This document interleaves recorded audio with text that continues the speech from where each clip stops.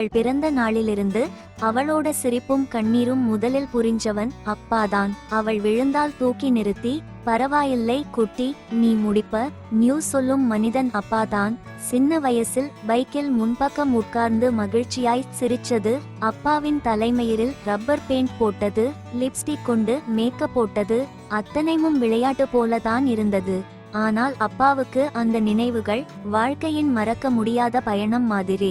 அவள் அப்பா நியூ அழைக்கும் ஒரே ஒரு குரல் அப்பாவின் சோர்வையும் வலியையும் கரைத்துவிடும்.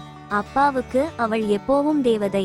நேரம் மட்டும் ஓடிச் செல்லும். அவள் பின்னாலே அப்பாவோட கையை பிடிச்சிட்டு நடக்கும் குட்டியாக இருந்து ஒரு நாள் தனியா போக தயார் ஆவாள். அப்பாவின் மனசு அப்போதான் உடைந்து கொஞ்சம் கண்ணீர் கூட விடும். ஆனா வெளியில் காட்ட முடியாது.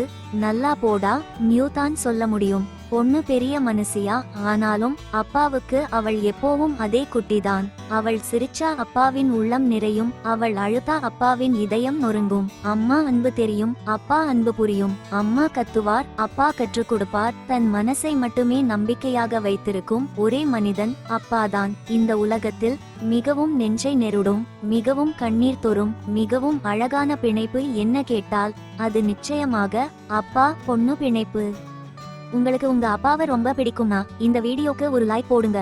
ஐ லவ் அப்பா அப்படின்னு கமெண்ட் பண்ணுங்க. இதே மாதிரி உங்களுக்கு வீடியோ வேணும்னா சப்ஸ்கிரைப் பண்ணுங்க.